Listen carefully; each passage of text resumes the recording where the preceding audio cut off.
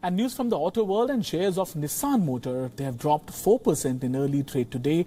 Nissan Motors has been going through a lot of difficulties for the last several years. Nissan is constantly manufacturing entry-level vehicles but is still struggling to sell them. If we look at Nissan's sales report for the last quarter and the one before, it shows that 99% of their global profit went to incentives just to help sell vehicles piling up on lots in North America. At the same time, the company is relying on dealers to hit sales targets instead of offering more incentives on their vehicles. To understand this more clearly, let's consider three key factors: sales crisis and management issue. If we look at the record over the past 5 years, we find that Nissan is facing a tremendous decline in its market share, from 7.7% to just 5.8%. It's one of the biggest downturns in automotive history. But why? For Nissan, the U.S. market has always been a key pillar of its success. Yet, it's now ringing alarm bells, driven by a complex mix of challenges. Shocking figures have come out in the news. Nissan has 1,071 dealerships in the U.S., and a staggering 38% are running at a loss. The average profit per dealership has fallen by 70%, now standing at just $262,582 per dealership. This is a huge blow to Nissan Motors. Dealers are fighting to keep their doors open, with the return on sales dropping from 3.2% to just 1%. Imagine being a Nissan dealer. You're required to sell a specific volume of certain models to unlock extra incentives. So, say you managed to sell 50 Nissan Rogues this month. Great. You earn a $200 bonus per Rogue. But if you hit 75 Rogues, that bonus jumps to $500 per vehicle. Hit 100, and it's a $1,000 bonus each. Sounds motivating, right? But here's the catch. If you fall short, even by one vehicle, you get nothing, no bonus. All that pressure, all that risk, and nothing to show for it. But Nissan's problems don't end here.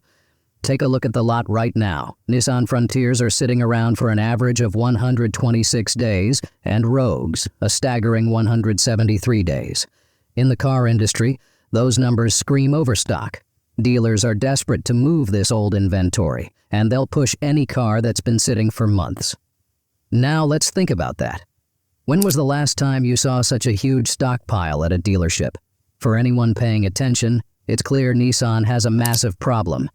But there's an even bigger weight on dealers' shoulders: floor plan costs. Unlike most people realize, dealerships don't pay outright for the cars on their lot. They finance them, which means paying fees every month for each car that doesn't sell. And with vehicles piling up, these fees are cutting into their margins, pressuring them to sell cars quickly, sometimes even at a loss. Second big problem: technology gap and competition. But note here that Nissan has more dealerships than its big rivals like Honda and Hyundai, yet it is not able to sell its vehicles and is struggling to maintain its presence in the market. But it is a matter of thought as to how.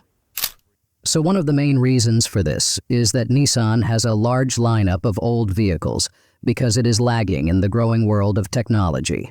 Let us understand this with an example. While Toyota and Honda are adopting new technology, and along with this, they are attracting customers with options like electric as well as hybrid.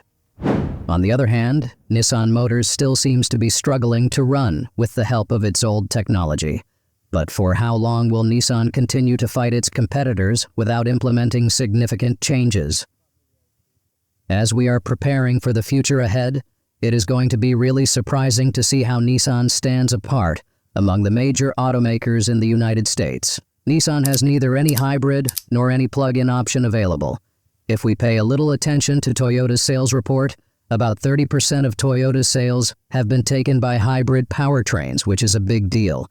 And from this, we feel that Nissan needs to learn CVT transmission issues. Apart from all this, another big challenge for Nissan is their CVT transmission options. According to a report, drivers of various Nissan models have made shocking revelations. Nissan's vehicles are facing a lot of transmission problems. This includes rough handling to unexpected acceleration and even total transmission failures. As you can honestly expect, a major player in the automotive world is facing such problems. It is a big deal.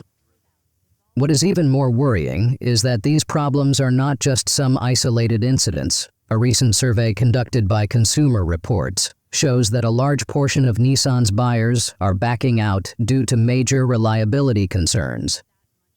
The brand is falling severely in the rankings. Loyal customers associated with Nissan are constantly avoiding them due to problems with the CVT transmission. Nissan cannot move forward without fixing this. Is there any chance for Nissan to stage a comeback, or are we seeing the beginning of the end for this automotive giant? So, what do you think? Is Nissan heading towards disaster, or can they make a last-minute comeback? Drop your thoughts in the comments, and if you enjoyed this breakdown, make sure to like and subscribe for more industry insights.